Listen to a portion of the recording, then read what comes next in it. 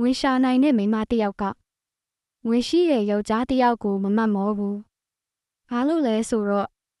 သူ့ဘဝကိုသူတိုင်တည်နိုင်တဲ့အတွက်သူ့ကိုကောက်ွယ်ပေးဖို့ပတ်စံမလိုဘူး။သူလိုတာကလေးစားမှုအလားတူပဲ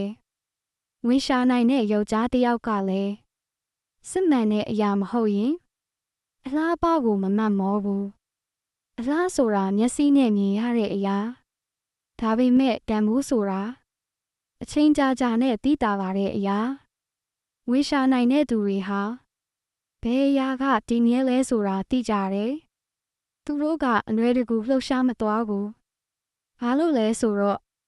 သူတို့ဘဝတွေကိုဝင်လာမဲ့သူကတန်ဖိုးထပ်တိုးပေးရမယ်လို့သိကြတယ်။မိန်းမတစ်ယောက်အတွက်ပတ်စံမဟုတ်ဘူး။စိတ်လုံခြုံမှုနားလည်မှုလေးစားမှုယောက်ျားတစ်ယောက်အတွက်အလှမဟုတ်ဘူး။စိတ်ထားသစ္စာရည်မှန်းချက်တူမှုတကယ်တန်ဖိုးရှိတဲ့သူတွေကမျက်စိကိုမယုံဘူးနှလုံးသားနဲ့ရွေးချယ်ကြတယ်။ဘာလို့လဲဆိုတော့သူတို့ရှာတာကအလှပမဟုတ်ဘူးငွေမဟုတ်ဘူးတည်မြဲနိုင်တဲ့တန်ဖိုးပါ